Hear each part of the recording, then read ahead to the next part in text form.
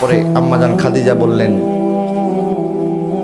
ওয়া তাহমিলুল কাল্লা, আপনি মানুষের বোঝা বহন করেন। নবী কেমন বোঝা বহন করে? শুধু মানুষের যে বোঝা, ব্যাগ, বস্তা, এগুলি শুধু না, বরং উম্মতের গুনার যে বোঝা।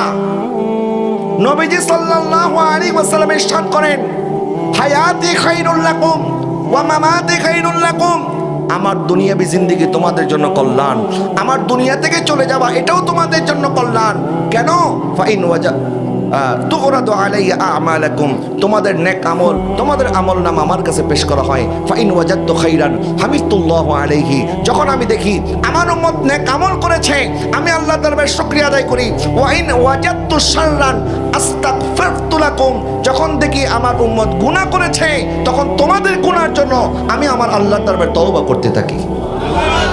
তো শুধুমাত্র মানুষের ওই বোঝা নয়, ব্যাগ, বস্তা টস্তা এগুলি না, বরং উম্মতের গুনার বোঝাও নবী নিজের কাঁধে নিয়েছেন। সুবহানাল্লাহ বলেন না? আপনি বস্তার মধ্যে এগুলি যে ঢুকাচ্ছেন, আপনি তো কাঁধে বহন করতে পারবেন না। এটার যে ওজন, বলে বহন করতে না পারলেও আমাকে আর উপায় নাই, আমি শহর ছেড়ে চলে যাচ্ছি। বলে কি বলেন, শহর ছেড়ে চলে যাচ্ছেন কেন? আচ্ছা ঠিক আছে, আপনার বোঝা আমি বহন করি, আপনাকে আপনার গন্তব্যে পৌঁছিয়ে দেব। সুবহানাল্লাহ বলেন না?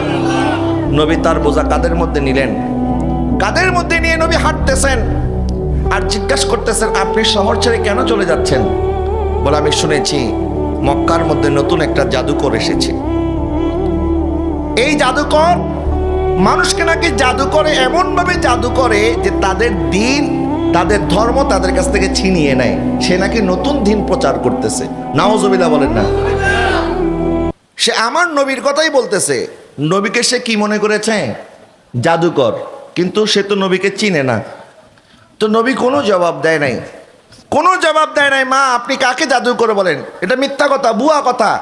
আমরা হইলে বলতাম, হ্যাঁ আমার কি জাদু করে বলেন, আমি কি জাদু করছি? আমি তো জাদুকর না। আমরা রাগান্বিত হয়ে যেতাম। নবীজি সাল্লাল্লাহু আলাইহি ওয়াসাল্লাম রাগ করে নাই, পাল্টা উত্তর দেয় নাই, জবাব দেয় নাই। এই বৃদ্ধা মহিলা যেখানে যাওয়ার কথা বলেছে, নবী তার বোঝাটা নিজের কাঁধে বহন করে জায়গা বরাবর পৌঁছিয়ে দিয়েছে। আসার সময় ওই বুড়ি জিজ্ঞাসা করতেছে, বাবা আমি তো ওই জাদুকরের কারণে ওই শহর ছেড়ে দিয়েছি। মানুষ যদি জিজ্ঞাসা করে মক্কা কেন ছেড়েছেন, তখন ওই জাদুকরের কথা বলবো, সাথে সাথে তোমার কথাও বলবো যে মক্কার মধ্যে শুধু ওই জাদুকর থাকে না, আরেকটা ভালো ছেলেও থাকে যে আমার বোঝা কাঁধের মধ্যে বহন করে আমাকে এইখানে পৌঁছিয়ে দিয়েছে। একটু তোমার নামটা বলে যাও, আমি তোমার নাম সবাইকে বলবো। মক্কার মধ্যে শুধু ওই জাদুকর নয়, মক্কার মধ্যে ভালো মানুষও থাকে, তোমার নাম আমি বলবো। বলে বাবা তোমার নামটা একটু বলো। আমার নবী বললেন, মা আপনি যে জাদুকরের ভয়ে মক্কা শহর ছেড়েছেন, আমি হচ্ছে সেই মুহাম্মদুর রাসূলুল্লাহ সাল্লাল্লাহু আলাইহি ওয়াসাল্লাম। এই কথা শুনতে দেরি ওই বৃদ্ধা মা বলে, আর 1 মিনিট বিলম্ব করার দরকার নাই, আমাকে এখনই কালেমা পড়ে তোমার উম্মত বানিয়ে দাও।